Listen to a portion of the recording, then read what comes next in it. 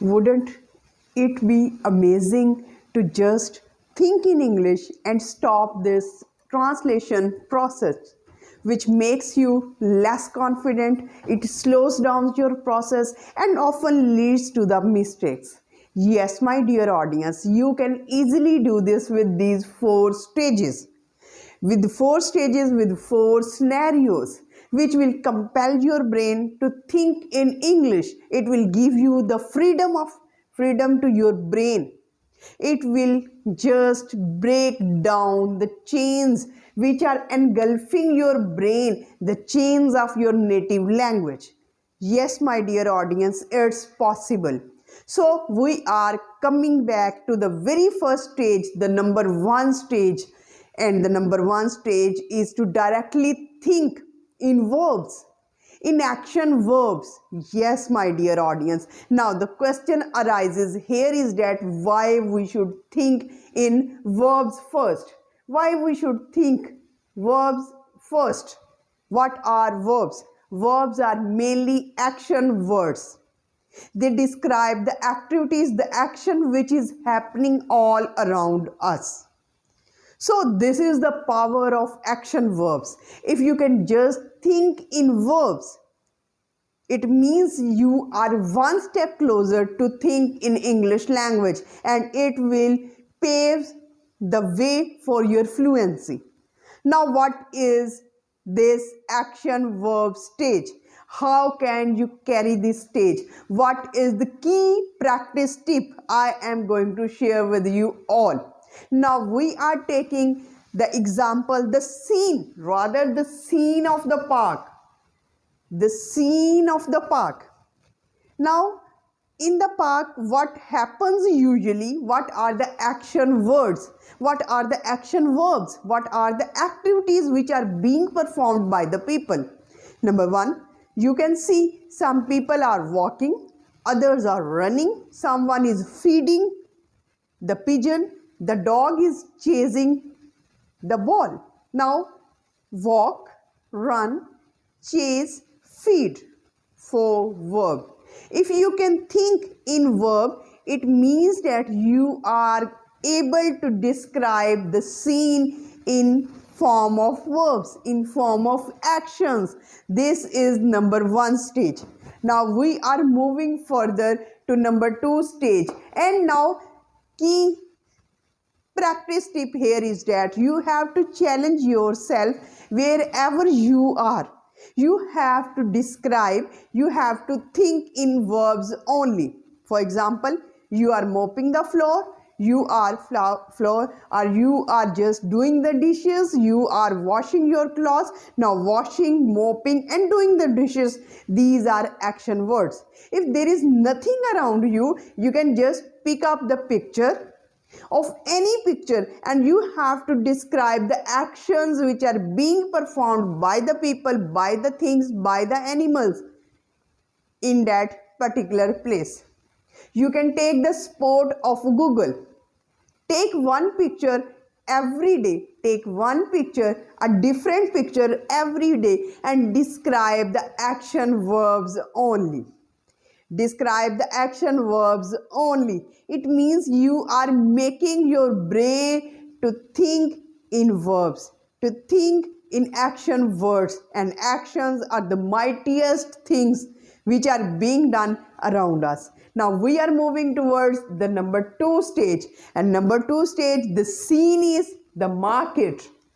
Now what you are supposed to do in this stage, or at this stage, you have to think in nouns. Think in nouns. Very important concept, because wherever we are, everything around us has a name, and whether it is a place, whether it is a person, place, thing, or an idea, abstract idea. For example, kindness, cowardness, or some feelings like love, hate, everything has a name. And if everything has a name, you just have to describe the names around you. Now, for example, if you are at the marketplace, you can name the things like fruits, vegetables, vendors, spices. And now the key practice tip here is that you have to challenge every day for 3 to 4 minutes, for 3 to 4 minutes to just describe the name of the things around you. If there are no proper or there are not enough things around you, you can just take up the picture description. You can just open a YouTube video and pause the scene and describe the name of the things. Apart from that, you can also make a rehearsal of describing the verbs. Now you have two things. You are able to think in verbs, you are able to think in nouns. Two important concepts. Now the third stage arrives and you just have to combine. You just have to jot down noun and verbs to make short sentences, short clear sentences. Don't worry about the complex structures, the complex and very difficult sentences. Just think in clear short sentences. For example, your scene is a park and you can say the sun is shining, the wind is blowing, the family is having a picnic, the birds are flying in the air, in the sky. Now you are forming the same sentences. The idea here is that now you are combining the noun with the verb. Sun is a noun, shining is a verb. You are combining the noun with the verbs. You are joining the nouns with the verb. And this is the most important practice. You are now able to formulate short, compelling sentences. You have to take the sport of imaginary scenes. For example, you can be at the market, you can be at a harbor, you can be at a mountain, you can be at a school, you can be at a university, you can be at a busy street, you can be at a traffic jam. Just first think in verbs, think in nouns, and then go join or jot down the verbs and the nouns, and you have to produce short, simple sentences. So is it amazing? We are following a direct path to think and then to speak in English fluently. Now the final stage arrives where you are supposed to think in paragraphs. Now you are able to think in verbs, in nouns. Now you are able to produce short, clear sentences. It's the time to have a paragraph to make you a coherent, a fluid and fluent English speaker. We are taking the scene of a bustling market, very busy market. Now what are the activities they are going on? We are joining the verbs and the nouns, we are making the short sentences, and with the help of short sentences, now we are producing the paragraphs. What kind of paragraphs? I am giving you an idea. For example, the scene is a bustling market. All are busy, bargaining with the vendors. I can smell the spices in the air. Bright colors of rugs and textile catch my attention.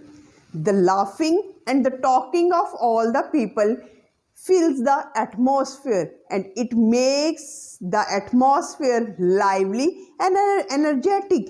It is the sign that human beings can still survive. They have this jubilance, and sometimes they can cheer up. Sometimes they bargain. Sometimes they are busy talking with people. It means that there is a noise, but it's a positive noise. It's the sign of your life.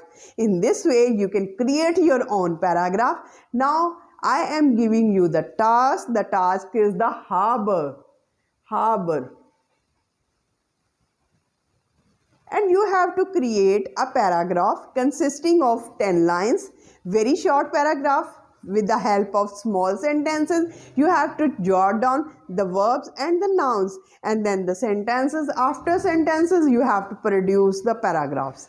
And you have to do one more thing. If you are interested to name the verbs and the nouns which you are mentioning in the paragraph. So with this positive note, I end this video, and I hope that this video can make you think in English and it will be an informative and helpful video for you. If it is so, share it with those who really need it. And I am so thankful for all my viewers, for all my subscribers who are doing and commenting in a positive, very positive way, and this is a positive note for me, and I am highly thankful for all of those. So with this positive note, I end this video. Till the next video, stay happy, stay blessed. Thank you so much. Have a nice day.